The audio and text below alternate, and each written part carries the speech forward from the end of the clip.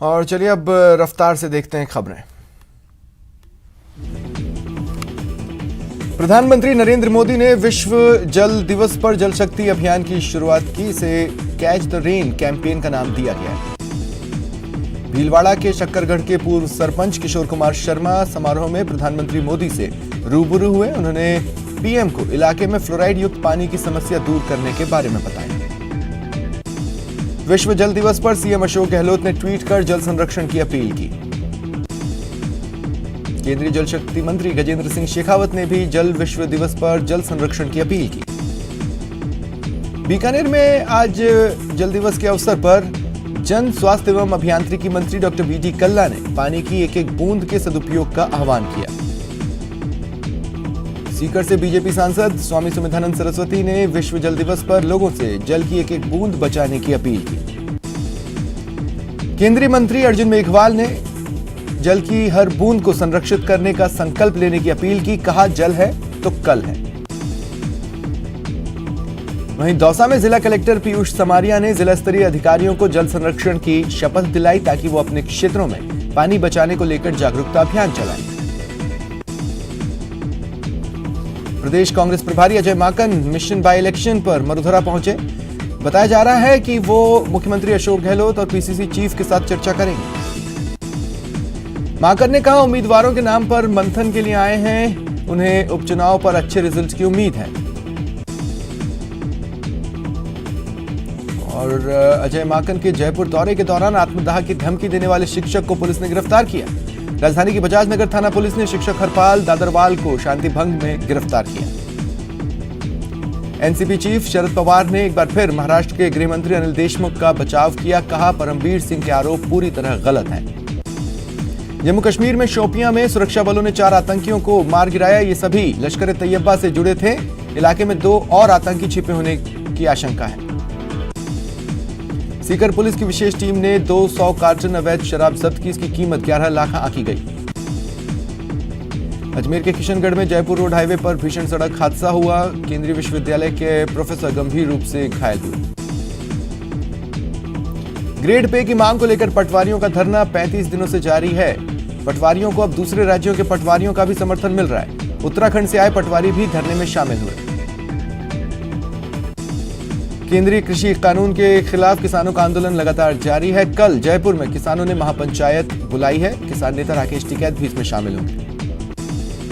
टोंक के नूरपुर खेड़ा गांव से मेहनत मजदूरी करने गया एक युवक दुबई में फंस गया है। उसने वीडियो शेयर कर अपने एजेंट और नियोक्ता कंपनी पर धोखाधड़ी का आरोप लगाया।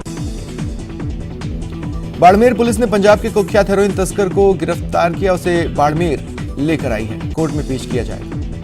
सवाई माधोपुर के डोब गांव में किसान की आकाशीय बिजली गिरने से मौके पर ही मौत हो गई। अलवर के राजीव गांधी अस्पताल में उस वक्त हंगामा हुआ जब गर्भवती मृतका की मौत के बाद पीहर और ससुराल पक्ष के लोग पोस्टमार्टम के दौरान भिड़ गए। झुंझुनू पुलिस ने प्रदेश के टॉप 25 अपराधियों में शुमार 10,000 के इनामी बदमाश संदीप उर्फ पिंटू को दिल्ली से गिरफ्तार किया। सीकर में एक लुटेरी दुल्हन लाखों रुपए के गहने लेकर फरार हो गई। कोटा गैंगरेप मामले में पुलिस ने 2 और आरोपियों को गिरफ्तार किया। पिछले 24 घंटे में 5 आरोपी गिरफ्तार हुए। पाली के जैतारण में शराब की दुकान पर 3 युवकों ने सेल्समैन से पिस्तौल की नोक पर 2,23,000 रुपए लूट लिए। कोटा में सीएमएचओ ऑफिस में रिश्वत के आरोप लगाते हुए ऑडियो वायरल करने वाले नर्सिंग कर्मियों को अब सुरक्षा की चिंता सता रही है। डूंगरपुर के सदर थाना इलाके में एक अधेड़ का शव घर में फंदे पर लटका मिला। झालावाड़ के सरोला में जमीन को लेकर परिवार में खूनी संघर्ष हुआ। एक शख्स ने अपने बेटे के साथ मिल भाई की हत्या कर दी।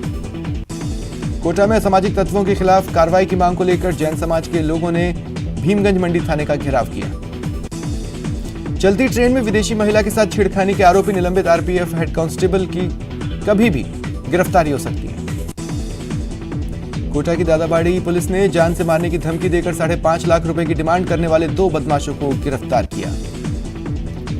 टोंक जयपुर NH-52 पर 2 ट्रकों में जबरदस्त भिड़ंत हुई। एक ट्रक चालक की मौके पर ही मौत हो गई। NH-21 पर दौसा शहर में सैंथल मोड़ पुलिया के पास तूड़ी से भरा एक ट्रक पलट गया। कुल 5 लोग इसमें सवार थे। गनीमत रही, सभी बाल बाल बच गए। पाली में डाकघर में पैसे गबन कर देने का सनसनीखेज मामला सामने आया। खाते खुलने के बाद लोग हर महीने पैसे भी जमा किए, लेकिन जब कई सालों बाद लोग पैसे निकालने गए तो खाते में उतनी रकम मिली। अजमेर के ब्यावर में चलती कार में आग लग गई, आग जलकर खाक हो गई। कार सवार 2 लोगों ने कूदकर जान बचाई। जैसलमेर में एक किसान ने कीटनाशक खाकर खुदकुशी की कोशिश की। रविवार को आंधी तूफान और बारिश के कारण फसलों को हुए नुकसान से वो आहत थे। भरतपुर के कामा जुरहरा रोड पर 2 बाइकों की आमने सामने भिड़ंत हो गई, 2 बाइक सवार घायल हुए। भरतपुर के टेक्नोलॉजी पार्क में बेटी पढ़ाओ बेटी बचाओ अभियान के तहत भ्रूण हत्या के विरोध में सेमिनार का आयोजन किया गया। राजसमंद के सैलागुड़ा पंचायत में पैंथर का आतंक बढ़ा है। जंगली इलाका होने से रात को पैंथर गांव में आता है, पालतू मवेशियों का शिकार करता है। बीती रात पैंथर ने एक बाड़े में घुसकर बछड़े का शिकार कर लिया। ईडब्ल्यूएस की आयु सीमा और फीस में छूट पर राष्ट्रीय परशुराम सेना के कार्यकर्ताओं ने भरतपुर में ढोल नगाड़ों के साथ खुशियां मनाई और सीएम का आभार जताया। भरतपुर के वैर में बीजेपी का प्रशिक्षण शिविर आयोजित किया गया। पूर्व सांसद रामस्वरूप कोहली भी मौजूद रहे। भरतपुर के बयाना में निःशुल्क परामर्श चिकित्सा शिविर का आयोजन किया गया। भरतपुर के भुसावर अनाज मंडी में तुलाई में गड़बड़ी की शिकायत पर एसडीएम ने मंडी का दौरा किया और जांच की। पूर्व पीसीसी सचिव विजय यादव के पिता के निधन पर श्रम राज्य मंत्री टीकाराम जूली दहमी गांव पहुंचे और परिजनों को सांत्वना दी। भरतपुर के डीग तहसील कार्यालय पर गंदगी का आलम है। शौचालय और पेशाब घर की हालत तो और खराब है। टोंक में व्यापारी की हत्या और 30 लाख लूट की घटना के 5 दिनों बाद भी पुलिस के हाथ खाली हैं। सर्व समाज ने कैंडल मार्च निकाला। अजमेर में आज सुबह से ही मौसम में बदलाव दिखा, शहर को धूल ने आगोश में ले लिया। राजस्थान लोक सेवा आयोग में आज से आरएएस मुख्य परीक्षा में सफल अभ्यर्थियों के साक्षात्कार का पहला चरण शुरू हुआ। पूर्व विधायक भवानी सिंह राजावत ने विवादित बयान दिया। उन्होंने बिजली विभाग के अधिकारियों को चेतावनी दी, अगर किसानों के बिजली कनेक्शन काटे गए तो अधिकारियों के घरों के बिजली कनेक्शन काट देंगे।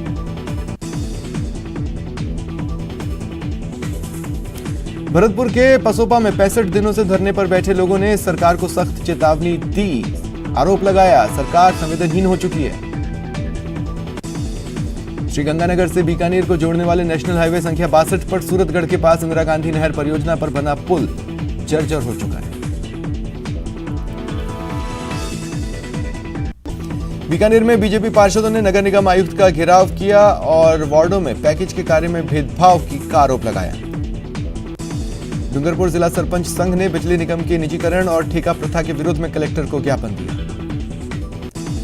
डूंगरपुर कलेक्टर सुरेश कुमार ओला ने जिला स्तरीय अधिकारियों की साप्ताहिक बैठक ली। आयुर्वेद नर्सेज के 550 पदों पर भर्ती की मांग को लेकर पिछले 26 दिन से अजमेर में आयुर्वेद निदेशालय के बाहर धरने पर बैठे बेरोजगार नर्सेज ने आज जोरदार प्रदर्शन किया। भरतपुर में विप्र फाउंडेशन की ओर से विप्र रत्न सामान्य ज्ञान प्रतियोगिता का आयोजन हुआ। 260 बच्चों में परीक्षा में सम्मिलित होकर अपने ज्ञान को प्रदर्शित किया। नाहरगढ़ बायोलॉजिकल पार्क आने वाले पर्यटक एक बार फिर सफेद बाघ देख सकेंगे। कोरोना की बेकाबू रफ्तार। पिछले 24 घंटे में देश में 47,009 केस आए। कुल केसेस 1,16,37,000 के पार हो गए। इसी वक्फे में 213 लोगों की मौत हुई। मरने वालों का आंकड़ा 1,60,000 के पार है। पिछले 24 घंटे में 21,206 मरीज रिकवर हुए। महाराष्ट्र में एक दिन में सबसे ज्यादा 30,535 लोग संक्रमित मिले। मुंबई में आज से कोविड को हराने के लिए मॉल और रेलवे स्टेशन पर कोरोना एंटीजन टेस्ट की शुरुआत होगी। केरल में 24 घंटे में 1,875 संक्रमित मिले। 2,251 ठीक हुए, 13 की मौत हुई। पंजाब में 2,000 केसेस आए। 24 घंटे में 2,587 लोग संक्रमित मिले। 1,011 मरीज ठीक हुए, 38 की मौत हुई। कर्नाटका में 1,798 केसेस आए। 1,030 मरीज ठीक हुए, 7 की मौत हुई। गुजरात में एक दिन में 1,580 केसेस आए। 989 ठीक हुए, 7 की मौत हो गई। दिल्ली में 823 केस आए, 613 ठीक हुए, 1 की मौत हुई। मध्य प्रदेश में 1322 संक्रमित केसेस आए, 663 ठीक हुए, 3 की मौत हुई। इधर छत्तीसगढ़ में 1000 लोग संक्रमित मिले, 241 ठीक हुए, 10 की मौत हो गई। तमिलनाडु में रिकवरी से करीब 2 गुने केस आए, 24 घंटे में 1289 मरीज मिले, 668 ठीक हुए, 9 की मौत हो गई। हरियाणा में 867 केस आए, 337 ठीक हुए, 5 की मौत हो गई। राजस्थान में पिछले 24 घंटे में 476 केसेस आए, 199 ठीक हुए, 2 लोगों की मौत हुई। और इस बीच 8 शहरों में नाइट कर्फ्यू लगाया गया है। इन शहरों में राजधानी जयपुर, अजमेर, भीलवाड़ा, जोधपुर, कोटा, उदयपुर, सागवाड़ा और कुशलगढ़ शामिल हैं। इधर पाली जिला प्रशासन भी सख्ती दिखा रहा है। आज से बाहर के प्रदेशों से आने वाले सभी लोगों के बिना जांच प्रवेश पर रोक। और इस बीच लापरवाही का आलम देखिए, बाजारों और भीड़भाड़ वाले इलाकों के अलावा सरकारी अस्पतालों में भी कोरोना गाइडलाइंस फॉलो नहीं हो रही। इधर कोटा में मार्च महीने में हर रोज 23 औसत संक्रमित रोगी सामने आ रहे हैं। इसी महीने अब तक 487 संक्रमित मिले, फिलहाल 347 कोरोना संक्रमित कोटा में। कोटा में नाबार्ड के जिला सहायक अधिकारी विजय निगम ने लोगों से अपील की कि कोरोना गाइडलाइंस का पालन करें।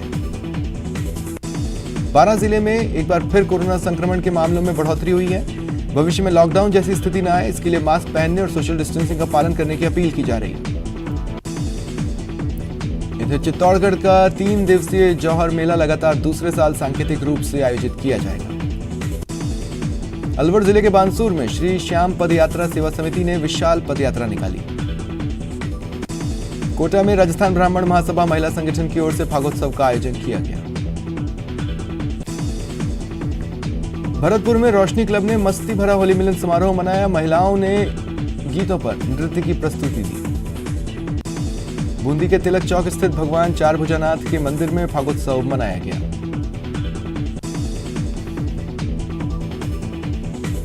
भरतपुर में लोहागढ़ प्रेस क्लब का होली मिलन समारोह आयोजित हुआ, जिसमें चिकित्सा राज्य मंत्री डॉक्टर सुभाष गर्ग, नागरिक सुरक्षा राज्य मंत्री भजनलाल जाटव, विधायक जोगिंदर रवाना ने शिरकत की।